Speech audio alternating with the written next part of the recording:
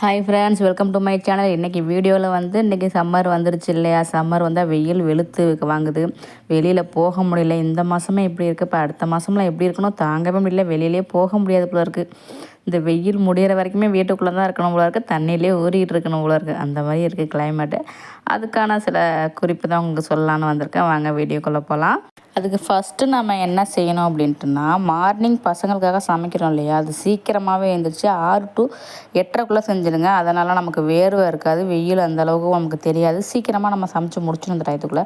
அதுக்கு மேலே நீங்கள் கிச்சனில் நின்னாலே நிற்க முடியல, தொப்பரையாகிட வேண்டியதாக இருக்குது. தலையெல்லாம் வேர்த்து ஊற்றி தலை பாரமாக வலிக்க ஆரம்பிச்சிருது. அதனால் கொஞ்சம் சீக்கிரமாகவே 5:45 to 6 மணிக்குள்ளே எழுந்திரிச்சு 8 மணிக்குள்ளே 8:30 முடிச்சிடுங்க மேக்ஸிமம். கண்டிப்பாக அந்த மாதிரி வேர்க்க மாட்டுது, நல்லா ஃப்ரீயாகிடுது. நம்ம மற்ற டைமில் நீங்கள் இப்போ அந்த இடத்துல நின்னாலே ஓவர் வேர்க்குது. நான் பார்த்தது அனுபவம் உண்மை. அதனால் கொஞ்சம் சீக்கிரமே நான் எல்லாமே செஞ்சு முடிச்சிடுறேன். எனக்கு இப்போ அந்த பிரச்சனை இல்லை எனக்கு. அதை நீங்கள் ட்ரை பண்ணி பாருங்கள். அதே போல் ஈவினிங் சாப்பாடு செய்கிறோம் இல்லையா? மதியம் செய்கிறோம் அப்படின்னா அதை வச்சு மதியம் மேனேஜ் பண்ணிக்கிறோம். ஈவினிங் செய்யணும் அப்படின்ட்டுனா கண்டிப்பாக 4 மணிக்குள்ளே முடிச்சிடுங்க. அதுக்கு மேலே கிச்சனுக்கு போனால் நிற்க முடியல, தொப்பரை தான். அப்படி வேர்த்து ஊற்றுது. அதனுடைய காங்கல் ஹீட்டு மேலேருந்து மாடியிலேருந்து கீழே இறங்குறது நிற்கவே முடியல. எப்படா வருவோம், உடம்ப பிடிச்சி நெருப்பு போட்டு கொளுத்தி விட்ட மாதிரி ஆகிடுது.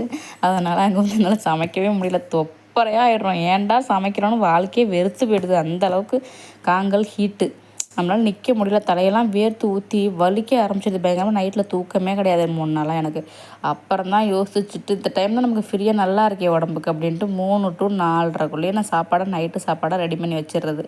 அப்புறம் ஃப்ரீயாகிடுறது. அப்புறம் ஈவினிங் காஃபி மட்டும் இல்லைனா டீ, அது 2த்தில் ஒன்று தான் அந்த இடத்துல நின்று போடுறது. அது மாதிரி செஞ்சு பாருங்கள். கண்டிப்பாக உங்களுக்கு வேர்வையால் வர்ற தலைவலி, உடம்பு சோர்வு அதெல்லாம் இல்லாமல் இருக்கும். உங்களுக்கு வேர்வை ஸ்மெல்லும் வராமல் இருக்கும். அதுக்காக இதை நீங்கள் ட்ரை பண்ணி பாருங்கள். நெக்ஸ்ட் என்னென்னா, பசங்களுக்கு சளி எப்படின்னா, குளிர் டைம்னாலும் சளி தான், வெயில் வந்தாலும் சளி தான், மழைனாலும் சளி தான். அதனால் அந்த பசங்களை நம்ம பத்திரமா பார்த்துக்கணும். அதனால் நம்ம இந்த கோடை டைமில் வேர்த்து தலையை தான் ஊற்றும். அப்போ நம்ம எப்பொழுதுமே மொட்டை கூட அடிக்க வேண்டாம். மொட்டை அடிக்கிற அளவுக்கு கொஞ்சமாக முடி விட்டு பசங்களுக்கு, ஆம்பளை பசங்களாக இருந்தாலும் சரி, பொம்பளை பசங்களாக இருந்தாலும் சரி, சின்ன பசங்களுக்கு மொட்டை அடித்து விட்டுடுங்க. மேக்ஸிமம் அந்த வெயில் முடிகிற வரைக்கும் மொட்டை அடித்து விட்டுடுங்க. அதுதான் பெஸ்ட்டு. இல்லைனா சளி வரும், சளி பிடிச்சி அடுத்தது ஜுரம், ஒன்றுமே பண்ண முடியல. என் பசங்களுக்கே அப்படி தான், மருந்து ஊற்றி விட்டுக்கிட்டே தான் இருக்கான். குளிர்னு மழை போகும்னு பார்த்தேன். அடுத்தது குளிர் எப்படா நிற்குன்னு பார்த்தேன், பனி நிற்குன்ட்டு. அடுத்தது வெயில் வந்துடுச்சா, அதனால் அவனுக்கு சுத்தமாக சளிங்கிறது நல்லாவே போக மாட்டுது. மாறி வந்துக்கிட்டு ஜுரம் சளி இப்படியே தான் ஓட்டிகிட்ருக்கேன். அதனாலே இப்போ மொட்டை அடிக்கிற மாதிரி வெட்டி விட சொல்லிட்டு அவங்க அப்பா நேற்று தான் வெட்டி விட்டாங்க.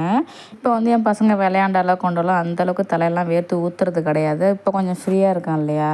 அதனால் ஸ்கூல் போய்ட்டு வந்தாலே சும்மா சட்டை இல்லாமல் ட்ராயரோடு தான் வைக்கிறேன். இல்லைன்னா ஒரு சின்ன பனியன் போட்டு விட்டுறது. வேர்த்து சொத்து சளி ஓவராக இருமுறான் அப்படிங்கிறனால. அந்த மாதிரி நீங்கள் ட்ரை பண்ணி பாருங்கள். பசங்களுக்கு எந்த பிரச்சனையும் இல்லாமல் இருக்கும், ஃப்ரீயாக இருப்பாங்க.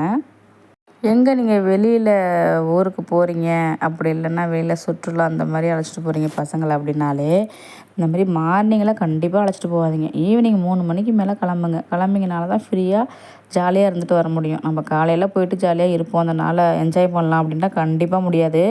போயிட்டு நாங்கள் அவஸ்தைப்பட்டு வந்தோம், வேளாங்கண்ணி போகிறோன்னு சொல்லிட்டு. வெயிலில் ஒன்றுமே நாங்கள் என்ஜாய் பண்ண முடியல. ஏதோ தம்பி ஆசைப்பட்டான்ட்டு போய் ரொம்ப கஷ்டப்பட்டு எப்படா வீட்டுக்கு வருவோம் அப்படின்ட்டு சுற்றி கூட பார்க்க முடியல. தெரியாதனமாக காலையிலே போயிட்டோம். ரொம்ப கஷ்டப்பட்டு வந்தோம். அதனால் ஈவினிங் 2:30 மணிக்கு மேலே கிளம்பி போகிற டைம் தான் உங்களுக்கு. அதுக்கப்புறம் 4 மணி ஆகிடும் போய் சேர்கிறதுக்கு ஒரு இடம் போகணுன்னா, அவங்க போகிற இடத்த பொறுத்து. அதனால் அந்த மாதிரி டைமில் நீங்கள் பசங்களை அழைச்சிட்டு போங்க. அப்போ தான் பசங்களும் கொஞ்சம் ஃப்ரீயாக ஜாலியாக பார்ப்பாங்க. அவங்களாலையுமே வெயிலை தாங்க முடியல, அந்தளவுக்கு வெயிலாக இருக்குது. நீங்கள் எந்த மாதிரி ஈவினிங் டைமில் பசங்களை அழைச்சிட்டு போயிட்டு எங்கே போனாலும் சுற்றி பார்த்துட்டு வாங்க. நல்லா ஃப்ரீயாக நம்ம சந்தோஷமாக ஜாலியாக இருந்துட்டு வரலாம். ஓகே ஃப்ரெண்ட்ஸ், இந்த வீடியோலாம் உங்களுக்கு பயன் தரும்னு நினைக்கிறேன், பிடிக்கும்னு நினைக்கிறேன். பிடிச்சிருந்துச்சுன்னா கண்டிப்பாக என்னோடய சேனலுக்கு சப்போர்ட் பண்ணுங்கள் ஃப்ரெண்ட்ஸு. ஓகே ஃப்ரெண்ட்ஸ், நான் சொன்ன அந்த தகவலாம் டிப்ஸ்லாம் உங்களுக்கு யூஸ்ஃபுல்லாக இருக்கணும்னு நம்புகிறேன். ஓகே ஃப்ரெண்ட்ஸ், இந்த வீடியோ உங்களுக்கு பிடிச்சிருந்துச்சுன்னா லைக் பண்ணுங்கள், ஷேர் பண்ணுங்கள், கமெண்ட் பண்ணுங்கள், மறக்காமல் சப்ஸ்கிரைப் பண்ணுங்கள் ஃப்ரெண்ட்ஸ். ஓகே, பாய்.